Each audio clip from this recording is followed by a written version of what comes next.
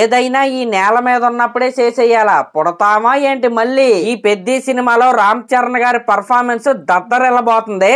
ఇంకా ఆయన make over కూడా చాలా డిఫరెంట్గా అయితే ఉండబోతుంది.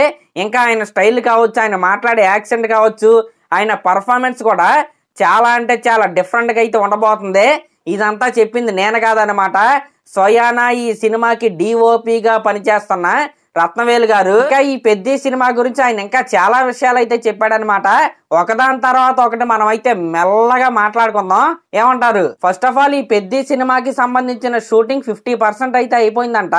ఇంకా మనం ఇందాక మాట్లాడుకున్నట్టు ఈ సినిమాలో రామ్ చరణ్ గారి స్టైలింగ్ కావచ్చు, ఆ యాక్సెంట్ కావచ్చు, ఆయన పర్ఫార్మెన్స్ కావచ్చు, చాలా డిఫరెంట్గా అయితే ఉండబోతుందంట.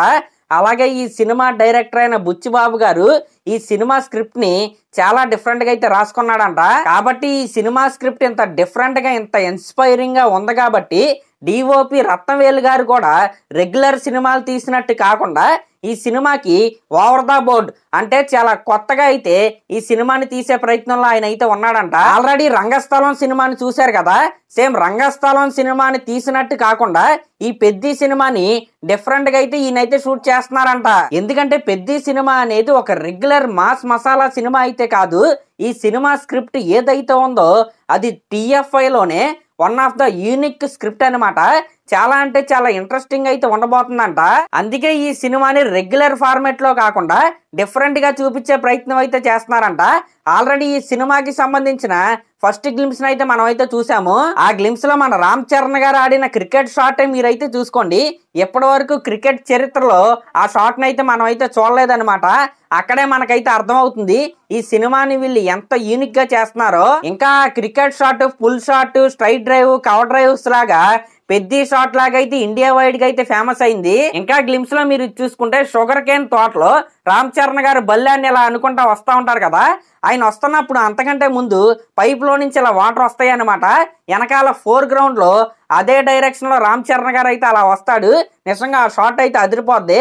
ఇంకా అదే టీజర్ లో ఇంకొక షాట్ అయితే ఉంటది. రామ్ చరణ్ గారు ఒకే నాగ బతికే నాకి అనే డైలాగ్ చెప్తా అయితే వస్తా ఉంటారు కదా నడుచుకుంటా.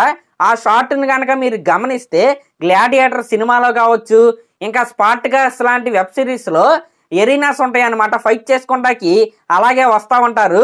దాన్ని అయితే ఇన్స్పిరేషన్ గా అయితే తీసుకుని ఆ షాట్ ని అయితే వీళ్ళైతే అలా పెట్టారంట. అంటే ఒక యోధుడు ఎరీనాలోకి ఎలా ఎంటర్ అవుతాడో అలాంటి షాట్ అది. ఈ విధంగా చిన్న చిన్న మార్పులతో ఈ సినిమాని చాలా అంటే చాలా కొత్తగా, చాలా డిఫరెంట్ గా, చాలా అద్భుతంగా అయితే వీళ్ళైతే తీస్తున్నారంట. ఇంకా ఈ సినిమాలో కొన్ని షార్ట్స్ కి నెగిటివ్ కెమెరా వాడారని మనం ఎప్పుడో మాట్లాడుకున్నాం అనమాట. అది కూడా చాలా డిఫరెంట్ గా అయితే ఉండబోతుందంట. అంటే ఆ సీన్ లో ఉన్న ఎమోషన్ ఆడియన్స్ కి బాగా కనెక్ట్ అవడానికి ఏ విధంగా చెయ్యాలో అవన్నీ చేసుకుంటూ వీళ్ళైతే వస్తున్నారంట. మరి ఇన్ని ఇంట్రెస్టింగ్ అప్డేట్స్ అయితే మన రత్నవేలు గారు అయితే చెప్పారు. నేనైతే ఇవన్నీ విన్న తర్వాత చాలా అంటే చాలా ఎక్సైటెడ్ గా అయితే ఉన్నా. మరి ఇవన్నీ విన్న తర్వాత మీకేమనిపించిందో కామెంట్ చేయండి. నాకైతే ఖచ్చితంగా రంగస్థలాన్ని మైమరిపించే రామ్ చరణ్ గారిని అయితే ఖచ్చితంగా ఈ పెద్ద సినిమాలో చూడబోతున్నామని క్లారిటీ అయితే వచ్చేసింది. మరి అదనమాట మ్యాటర్.